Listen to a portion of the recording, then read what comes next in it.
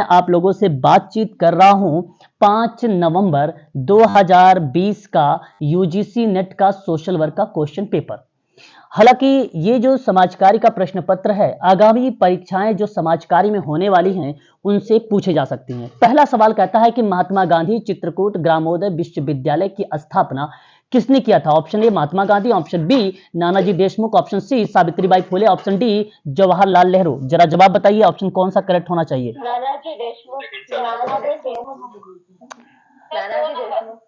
बिल्कुल, यहाँ जो आपने जवाब दिया है मुझे ऑप्शन नंबर सेकंड दिया है और ये बहुत बढ़िया जवाब दिया है। नानाजी देशमुख ने महात्मा गांधी चित्रकूट ग्रामोदय विश्वविद्यालय की स्थापना किया है इन्होंने। ठीक है, आपको बता दूं कि महात्मा गांधी चित्रकूट ग्रामोदय विश्वविद्यालय की स्थापना मध्य प्रदेश सरकार के द्वारा विधायिका के माध्यम से 12 फरवरी 1991 को एक अधिनियम के द्वारा इसकी स्थापना की गई थी। इस बात को ध्यान रखिएगा। इसी विश्वविद्यालय की स्थापना के लिए सामाजिक कार्यकर्ता नानाजी देशमुख हैं। इन्हीं के द्वारा लोगों को ग्रामीण में एक प्रकार से कौशल प्रदान करने के लिए, उनको प्रशिक्षण प्रदान करने के लिए, उनको जागरूकता प्रदान करने के लिए, उनको सशक्तिकरण प्रदान करने के लिए इन्होंने इस विद्यालय की आप कह सकते हैं कि स्थापना किया था। ठीक है, वहीं अगर हम बात करते हैं महात्मा गांधी जी के बारे में, आपको पता होना चाहिए महात्मा गांधी भारत छोड़ो आंदोलन इन्होंने चलाया था सन 1942 में। असहयोग आंदोलन चलाया था इन्होंने 1920 में। ठीक है, खेड़ा सत्याग्रह एक आंदोलन था जो 1917 में चलाया था। चंपारण सत्याग्रह भी है जो महात्मा गांधी जी ने 1917 में चलाया था। तो ये आपको कुछ पॉइंट रहेंगे, हो सकता है आपसे रिपीट हो जाए। सावित्रीबाई फुले की बात करते हैं। सावित्रीबाई फुले का नाम आप लोगों ने सुना होगा, स्त्री शिक्षा को मजबूत इन्होंने किया है। ज्योतिबा फुले के सहयोग से इन्होंने 1 जनवरी सन 1848 को पुणे में पहला बालिका विद्यालय ओपन किया था। 1848 को, प्लीज म्यूट रहें आप प्लीज। पुणे में इन्होंने एक जो है पहली बालिका विद्यालय ओपन किया था। एक बार म्यूट हो जाइए, किसी के यहाँ से बैकग्राउंड आवाज आ रही है ना? ठीक है, तो ये चीज आपको ध्यान रखना होगा। फिर उसके बाद बात करते हैं पंडित जवाहरलाल नेहरू के बारे में। 1912 में बांकीपुर सम्मेलन में इन्होंने भाग लिया था। 1919 में प्रयागराज के होम रूल लीग के जो है ये सचिव बने थे। और सन 1916 में महात्मा गांधी जी से इन्होंने पहली बार मुलाकात किया था पंडित जवाहरलाल नेहरू ने।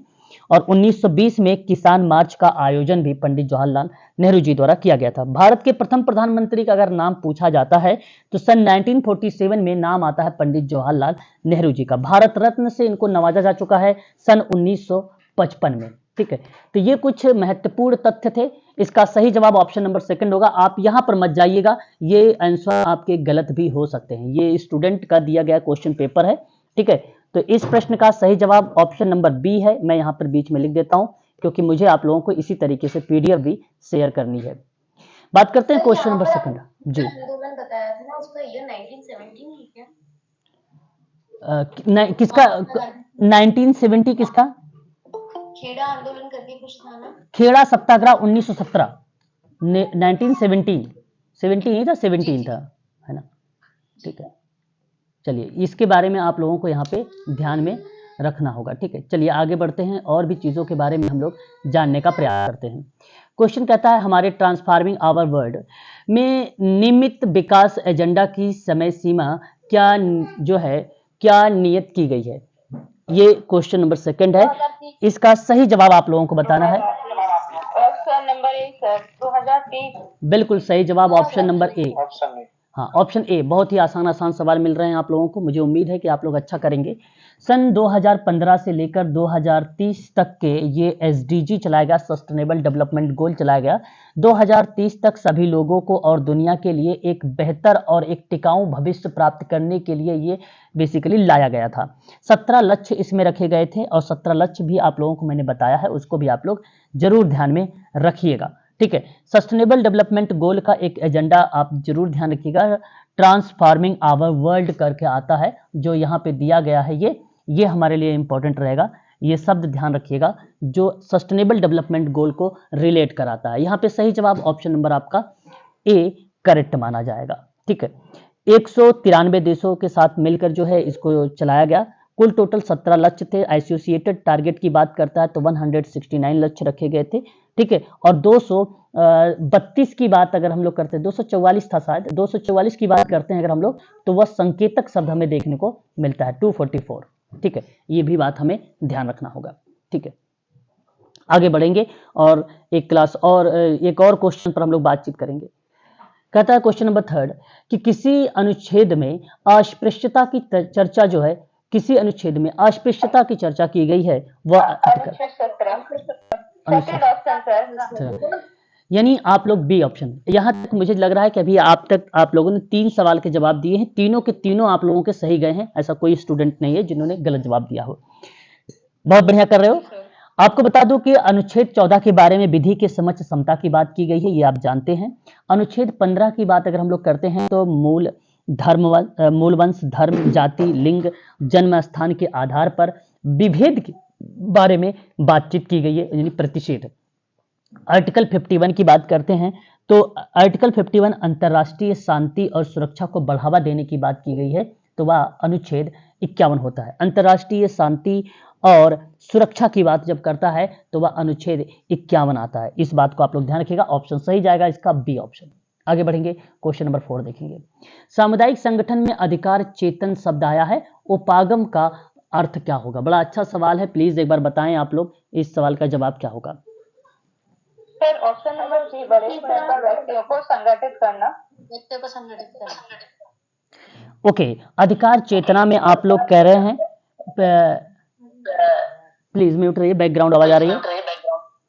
अधिकार चेतना उपागम का जो अर्थ है पाउले फ्रेरे ने दिया था और बड़े स्तर पर व्यक्तियों को संगठित करने की बात किया था, और ये आपका करेक्ट जवाब होगा। तो ये कम्युनिटी ऑर्गेनाइजेशन में बेसिकली थोड़ा सा रिलेट होता है कॉन्सेप्ट, तो वह पाउले फ्रेरे का नाम आता है, बड़े स्तर पर व्यक्तियों को संगठित करना। यहाँ पाउले फ्रेरे का मुझे एक नाम याद आ रहा है। पाउले फ्रेरे के बारे में आपको एक ट्रिक बता रहा हूँ, उस ट्रिक को आप लोग ध्यान रखिएगा। जब कभी भी आपको पैडागोजी शब्द लिखने को मिले, पैडागोजी शब्द आपको देखने को मिले, तो आप तुरंत, आप सभी लोग क्या करिएगा, वो तुरंत टिक लगा दीजिएगा पाउले फ्रेरे का। पैडागोजी करके जब भी किताब आती है, ये इन्हीं की किताब पूछी जाती है, और वो किताब का नाम है पैडागोजी।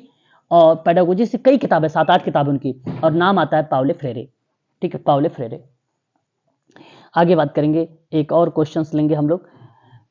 मुक्त साहचर्य निम्नलिखित में से किसकी तकनीकी है? शायद आप लोग इसमें कंफ्यूज हो, फिर भी आप प्रयास करें। बिल्कुल सही जवाब, सही जा रहे हैं आप लोग। मनोविश्लेषक उपचार जो है आपका यहाँ पे करेक्ट जवाब होगा। मनोविश्लेषक उपचार जो होता है मुक्त साहचर्य यानी फ्री एसोसिएशन, आपको याद रखना है, एक ड्रीम याद रखना है, ये ट्रिक है, एक ड्रीम का ट्रिक है और एक फ्री एसोसिएशन का ट्रिक है। इन दोनों ट्रिकों के बारे में अगर हम लोग जब बात करते हैं तो आप लोग सीधा सा जवाब दीजिएगा मनोविश्लेषक और सिगमंड फ्रायड। सिगमंड फ्रायड की बेटी का क्या नाम है? अन्ना फ्रायड। अन्ना फ्रायड। अन्ना फ्रायड का कॉन्सेप्ट क्या है?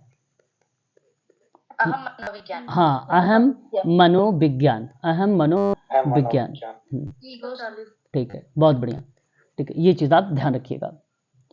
आगे बात करते हैं क्वेश्चन नंबर 6। समव्यवहार विश्लेषण सिद्धांत में संदर्भित अहम अवस्थितियों में निम्नलिखित में से किसे शामिल नहीं किया गया है? किसे शामिल नहीं किया,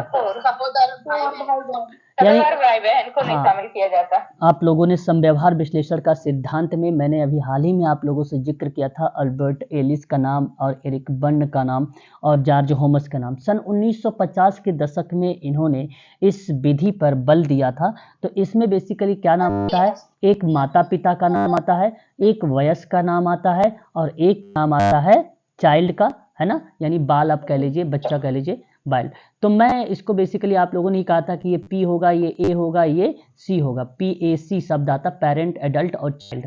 लेकिन सहोदर भाई बहन बेसिकली नहीं आता है, ये रिलेट नहीं होता। सिबलिंग शब्द जो है यूज माता पिता के लिए से नहीं होता है इस पे, किसमें? समव्यवहार विश्लेषण के सिद्धांत में। ये बहुत इंपॉर्टेंट सवाल है मेडिकल सोशल वर्क के स्टूडेंट के लिए। मैं चाहूंगा कि जो ESI और DSSB के बच्चे हैं वो ऐसे क्वेश्चनों को टिक लगा लिया करें या स्क्रीनशॉट ले लिया करें, इंपॉर्टेंट क्वेश्चन है ये। आगे बढ़ते हैं, अगला सवाल हमारे सामने कह रहा है कि गेसेलसॉफ्ट और गेमेनसॉफ्ट की अवधारणा का जो श्रेय है वो किसके द्वारा दिया गया है? बड़ा अच्छा सवाल है। ऑप्शन नंबर 2 को जाता है सर। बिल्कुल, बिल्कुल एफ्टोनिच का बड़ा नाम, कर दीजिएगा स्क्रीन। ओके, ये जो नाम जाता है वो एफ्टोनिच का नाम जाता है। ठीक है, एक बार अपनी स्क्रीन को भी आप लोग चाहें तो जूम कर सकते हैं थोड़ा सा, उससे क्या होगा कि आपको भी दिखाइए अपने फ़ोन, हाँ अपने फ़ोन को आप थोड़ा सा रोटेट कर लीजिए, घुमा लीजिए, और आप थोड़ा सा अपनी स्क्रीन को बड़ा भी कर सकते हैं। यहाँ सही जवाब जाएगा ऑप्शन नंबर बी आपका। ठीक है, ये बेसिकली जो गेसल सॉफ्ट की भूमिका हमें देखने को मिलती है वो मिलती है कम्युनिटी में, और जो यहाँ पर अगर हम गेमिंग सॉफ्ट की बात करते हैं वो भूमिका मिलती है सोसाइटी में, है ना, सोसाइटी में। तो यहाँ पे सही जवाब आपका यही जाएगा, ऑप्शन नंबर आपका बी वाला करेक्ट रहेगा। ये बेसिकली कॉन्सेप्ट कब आया था, तो सन 1887 में ये कॉन्सेप्ट आया था। ये देखो जो जोरोकिन लिखा है, इसका मतलब है सेरोकिन। सेरोकिन महोदय के बारे में अगर हम लोग बात करते हैं तो यह चीज आप नोट करिएगा, इनका एक शब्द आता है भावनात्मक, और एक शब्द आता है चेतनात्मक, एक शब्द आता है आदर्शात्मक। ये बात आप जरूर ध्यान में रखेंगे। ठीक है, सेरोकिन के बारे में, सोरेकिन ने बेसिकली एक किताब लिखा, और उस किताब का जो वर्ष था वो 1982 था, और किताब का जो नाम था वो नाम था social and culture, social and culture dynamic करके था, डायनेमिक करके था, और सन 1982 में आया हुआ था। ठीक है, वहीं बात करते हैं किथ डेविस के बारे में। किथ डेविस ने संवाददाता अनुमान का एक सिद्धांत दिया है, इसके सिद्धांत का क्या नाम है, संवाददाता, संवाददाता अनुमान का सिद्धांत है ये, और ये सिद्धांत आया था 1965 में। बात करते हैं उसके बाद हम लोग जिम्मरमैन के बारे में। जिम्मरमैन का नाम आता है SRL में। SRL एक मॉडल है, बेसिकली ये 2000 में आया था। इसका पूरा जो नाम है इसको कहा जाता है self regulated, self regulated learning, ये कॉन्सेप्ट आता है जिम्मरमैन का। तो पेपर में हमसे SRL पूछा जाता है, ये बात आप लोग ध्यान में रखेंगे। ठीक है, इसका सही जवाब ऑप्शन नंबर बी आपका सही रहेगा, क्वेश्चन नंबर 7 का। जी सर,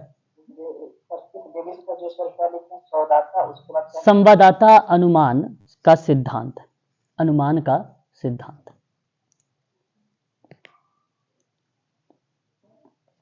ठीक है, आगे बढ़ते हैं।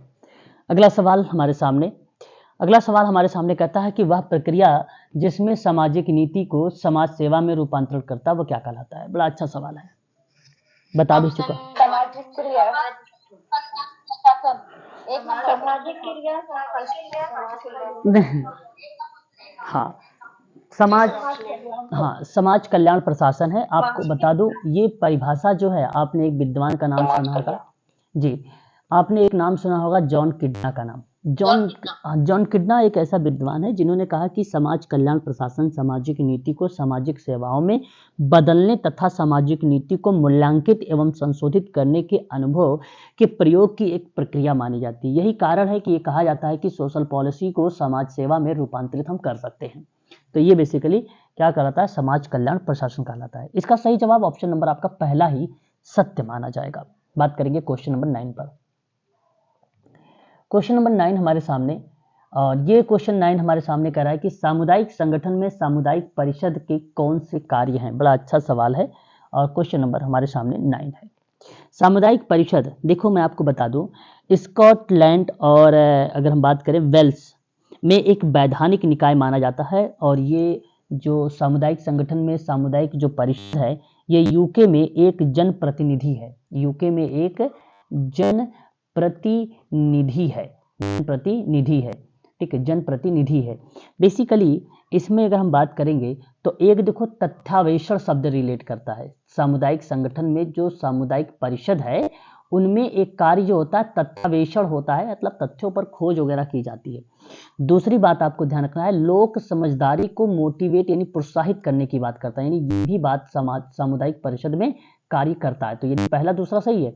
निधि जुटाना, फंडिंग का काम नहीं होता, फंडिंग का काम कम्युनिटी चेस्ट करती है, तो इसलिए यहाँ पे मैं लिख भी देता हूँ कम्युनिटी चेस्ट, तो यहाँ पर ये भूमिका नहीं आएगी। बात करते डी, गतिविधियों का समन्वय।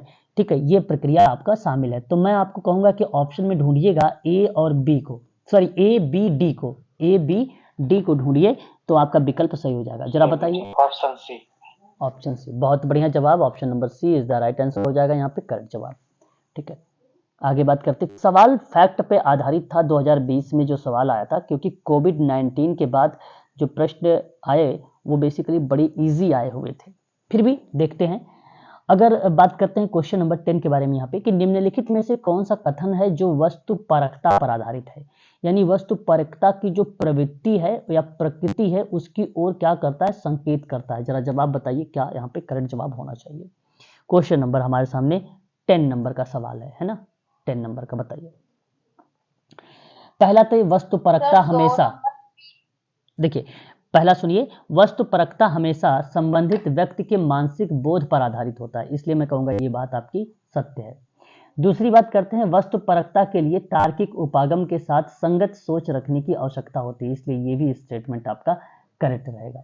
तीसरा कहता है वस्तु परकता की सीमा भिन्न अथवा समान परिस्थितियों में भिन्न भिन्न व्यक्तियों के लिए भिन्न होती है, इसलिए ये भी स्टेटमेंट कर दो। वस्तु परकता मतलब एक प्रकार से ये ऑब्जेक्टिव पॉइंट है ना कि सब्जेक्टिव है, और सब्जेक्टिव कभी भी बेसिकली सोशल वर्क में सत्य नहीं होता। मैंने एक ट्रिक और बता देता हूँ, देखो मैं जब लिखवाया था शायद वहाँ पे नहीं लिखवाया था, तो यहाँ पे लिख लीजिए वस्तुनिष्ठता हो या वस्तु परकता हो ये हमेशा सत्य होता है जिस ऑप्शन में आता है, ठीक है।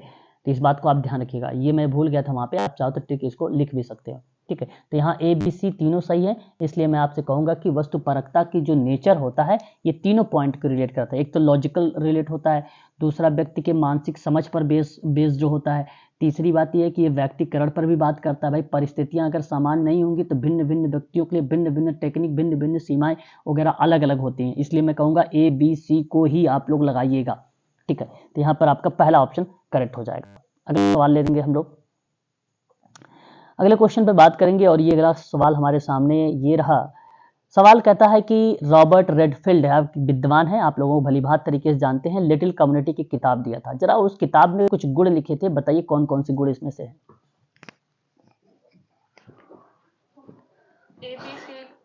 ABC okay, ABC sir okay. चलिए यहाँ जो आपके जवाब आए हैं ABC की तरफ आए हैं, और ये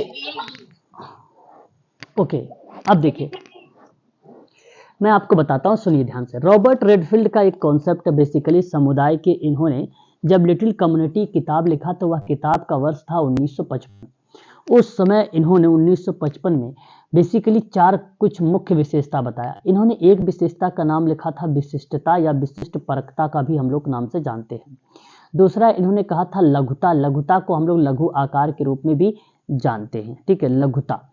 तीसरा इन्होंने जो नाम दिया था थर्ड पॉइंट पर, उन्होंने सजातीयता शब्द यूज किया था, और सजातीयता जो शब्द आता है तो कभी कभी एकता या एकमकता जैसे शब्दों को रिलेट कराता है, तो उन चीज़ों को हम रिलेट करते हैं, ठीक है। आप यह कह सकते हो कि निवासियों की एक रूपता को भी सजातीयता शब्द से रिलेट कर सकते हैं। चौथा पॉइंट जब आता है तो वह आत्मनिर्भरता आता है। क्या आता है? आत्मनिर्भरता आता है, ठीक है। हाँ, तो देखिए यहाँ मेरे हिसाब से अगर मैं आपसे बात करूँ तो देखिए यहाँ कहता है कि विशिष्ट परकता है, लघुता है, और निवासियों के एक रूपता भी है, लेकिन अन्य समुदाय पर निर्भरता है, ये आत्मनिर्भरता नहीं है, ये अन्य समुदाय पर निर्भरता है, इसलिए मैं इसको डी को काट दूंगा, केवल पहला दूसरा तीसरा को रखूंगा। अब ऑप्शन में हम लोग ढूंढेंगे तो हमें मिल जाएगा। ऑप्शन नंबर बी आपका यहाँ पे करेक्ट चला जाएगा, ठीक है। रॉबर्ट रेडफील्ड की किताब एक लिटिल कम्युनिटी थी, ठीक है, ये बात हमें ध्यान रखना होगा। और अगर दूसरी किताब की अगर हम लोग बात करेंगे तो उस किताब का नाम था द फोक सोसाइटी, ठीक है, द फोक सोसाइटी थी। और उस सोसाइटी की जो किताब आई थी वो 1947 में आई थी।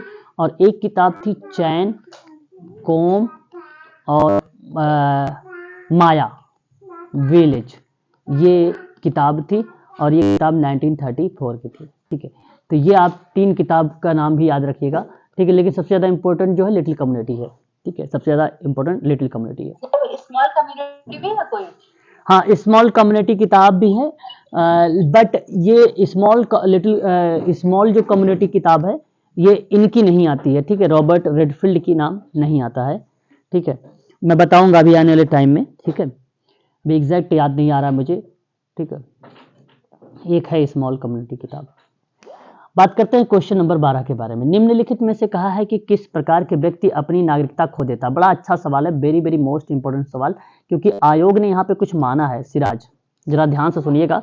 पहला पॉइंट देखिए, परित्याग तो है, संपत्ति भी है, अपहरण, अब यही पॉइंट, अपहरण एक ऐसा अपराध है जिसमें किसी व्यक्ति या समूह को गैर कानूनी कार्य से वंचित करने के संबंध में बात ये करता है ना।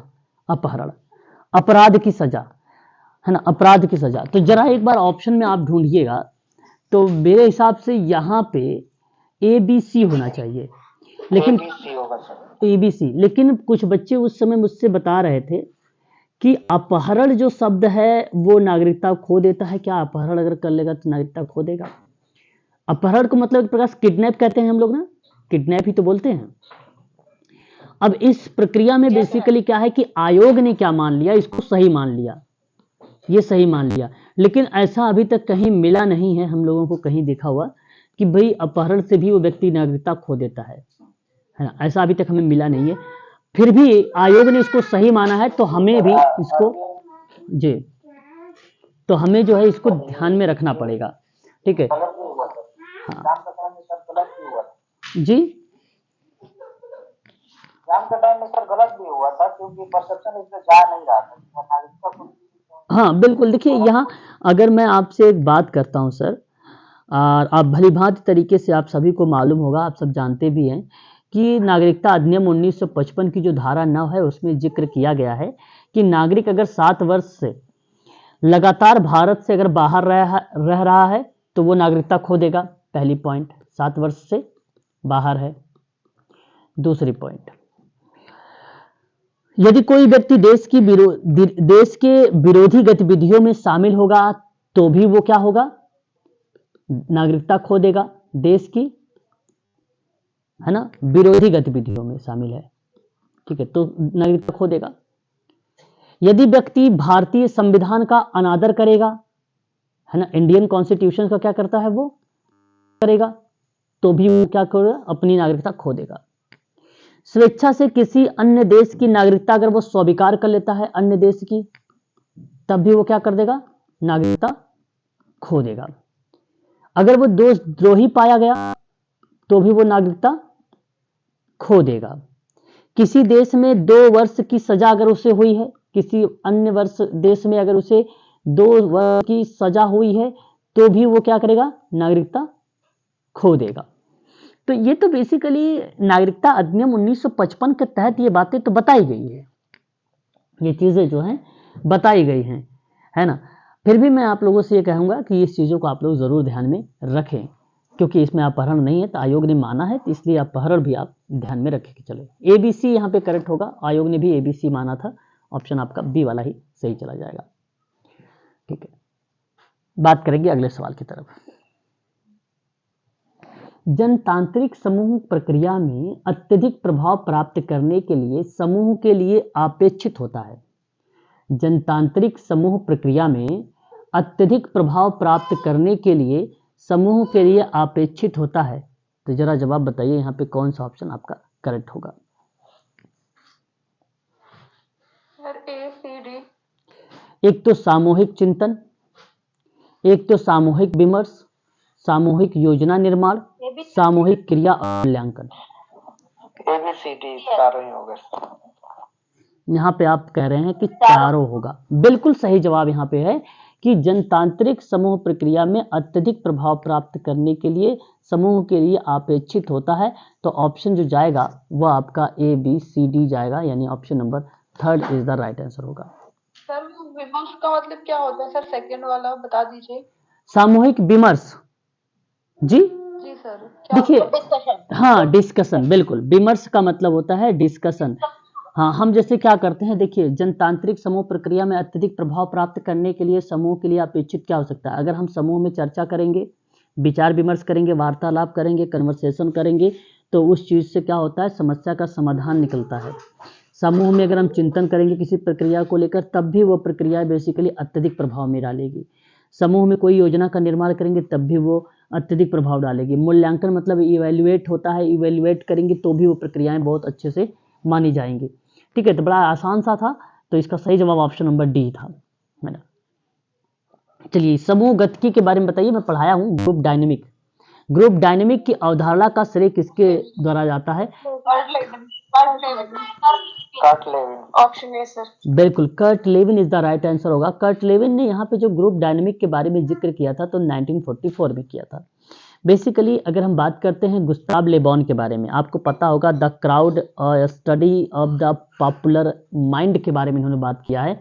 मैंने आपको परिवार का एक थेरेपी पढ़ा रहा था, तो फैमिली थेरेपी के अंतर्गत बेसिकली आपने देखा होगा जैसे मैक मास्टर मॉडल था, स्ट्रक्चर मॉडल था, है ना। तो उसी तरीके से मैंने समूह के अंतर्गत कुछ सिद्धांत होते हैं, समूह कार्य के कुछ सिद्धांत होते हैं। अच्छा, ये समूह कार्य के वो सिद्धांत हैं जब कार्यस्थल पर होते हैं, ठीक है। तो वहां पर गुस्ताव लेबॉन का नाम हमें देखने को मिलता है, और खासकर क्राउड वाले में। तो crowd study of popular mind का कॉन्सेप्ट इन्हीं का था, सन 1895 में आया था, ठीक है। विल्हम उंट के बारे में बात करते हैं। ये विलियम उंट है।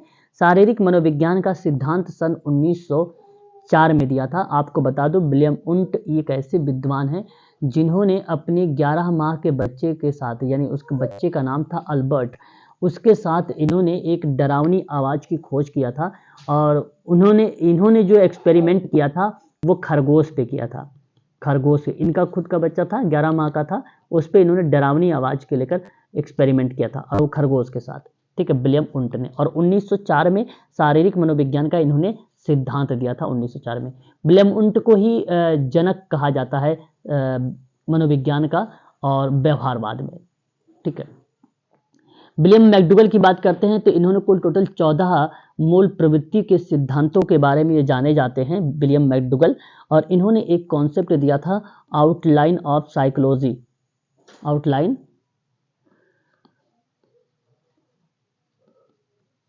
साइकोलॉजी, ठीक है। कब? 1923 में, ठीक है। आउटलाइन ऑफ साइकोलॉजी 1923 में विलियम उंट। 14 मूल प्रवृत्ति का भी कॉन्सेप्ट इन्हीं का है। तो इस प्रश्न का जवाब ऑप्शन नंबर आपका ए करेक्ट रहेगा। ये देखिए स्वेडा, बहुत इजी शब्द है स्वेडा। महिलाओं के विरुद्ध हर प्रकार के भेदभाव के निवारण अभिसमन संयुक्त रडार संघ के आम सभा में किस वर्ष पारित हुआ था? देखिए ये प्रश्न बेसिकली जो मिला था सभी बच्चों को कॉमन नंबर दिया गया था, तो यानी इस प्रश्न को ड्रॉप कर दिया गया था। कारण ये है कि महिलाओं के खिलाफ भेदभाव के सभी रूपों में उन्मूलन पर जो सम्मेलन हुआ संयुक्त राष्ट्र के द्वारा, तो वह सन 1979 में हुआ था, सन 1979 में हुआ था। फिर इसको जब स्थापित किया गया तो वह 3 सितंबर सन 1981 को स्थापित किया गया था, ठीक है। The convention on the elimination of all forms of discrimination against women के नाम से ये जाना जाता है। तो बेसिकली मैं आपसे कहूँगा ये स्थापना की डेट आप याद रखिएगा, और ये सम्मेलन की डेट आप लोग याद रखिएगा। तो इसमें कोई भी ऑप्शन नहीं था, इसलिए इसको काट दिया गया, सभी बच्चों को ड्रॉप जो है दिया गया था इसका मतलब नंबर, ठीक है। आगे बात करते हैं क्वेश्चन नंबर 16। सबसे पुरानी जो है भारत की पुरानी जो ट्रेड यूनियन है वो कौन सी है? ठीक है, भारत की। एटक, आपने जो जवाब दिया है ऑप्शन ए, एटक बहुत पुरानी है। और एटक को जैसे AITUC के नाम से जाना जाता है इसको। इसे कहा जाता है all India trade union Congress, है ना, ट्रेड यूनियन कांग्रेस बोला जाता है। पता है इसके प्रथम अध्यक्ष को लेकर अगर हम लोग बात करते हैं तो नाम आता है लाला लाजपत राय का नाम आता है, हाँ, ठीक है। तो याद रखिएगा इसकी स्थापना बेसिकली जब हुई थी तो वह डेट रखी गई थी 31 अक्टूबर सन 1920। कहाँ पर हुई थी? मुंबई में हुई थी। बात करते हैं ईटक, एक शब्द आप लोग देख रहे हैं INTUC। बेसिकली इसका जो पूरा नाम है इसको कहा जाता है इंडियन। आई से इंडियन बोला जाएगा, ठीक है। एन से अगर हम बात करते हैं तो नेशनल कहा जाएगा। टी से हम लोग बोलेंगे ट्रेड बोलेंगे, और यू से हम लोग बोलते हैं यूनियन, और सी से हम लोग क्या बोलते हैं इसको? कांग्रेस। इसकी स्थापना की बात करते हैं तो 3 मई सन 1947 की हुई थी। आचार्य JB कृपलानी ने किया था, कि अध्यक्ष यही थे JB कृपलानी ने इस पर भूमिका निभाई थी। इस प्रश्न का जवाब option number A he correct होगा।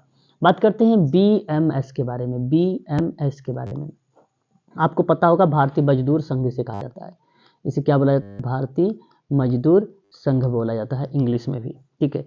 इसकी स्थापना बेसिकली जब हुई तो 23 जुलाई सन 1955 में हुआ था। 1955 में हुआ था। 1955 में हुआ था।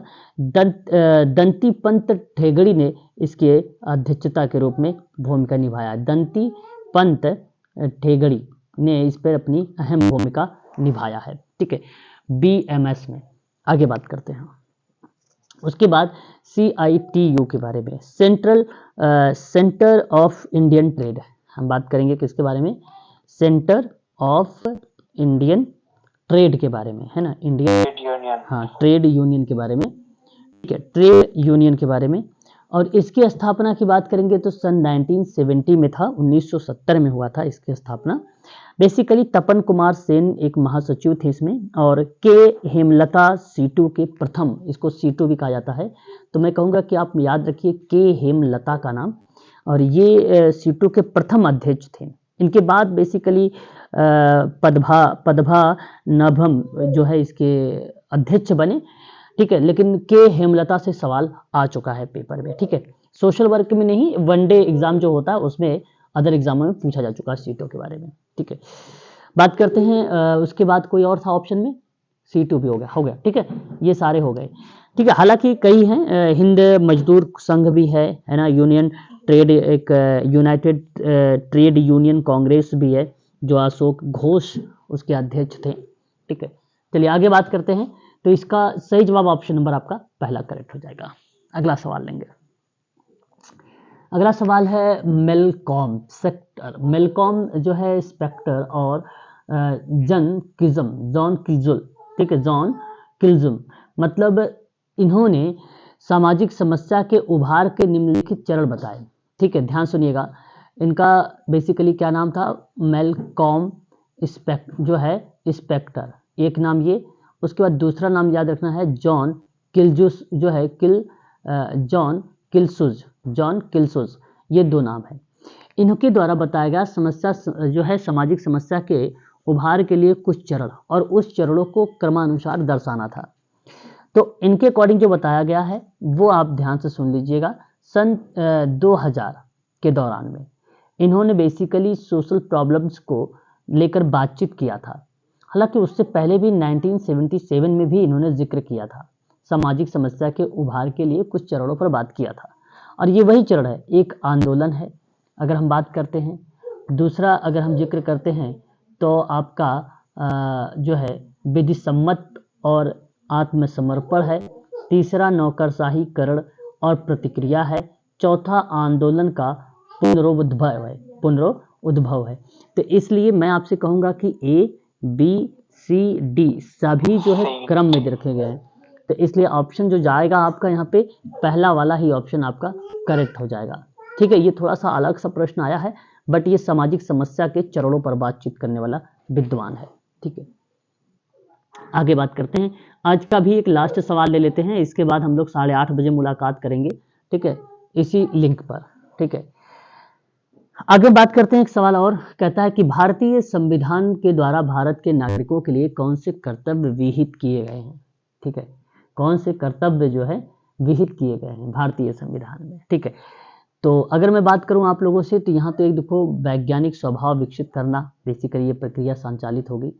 और उसके बाद अगर हम बात करें हमारी मिश्रित संस्कृति के समृद्ध विरासत का संरक्षण करना, ये भी प्रक्रिया संचालित रहेगी। फिर उसके बाद आय की असमानता को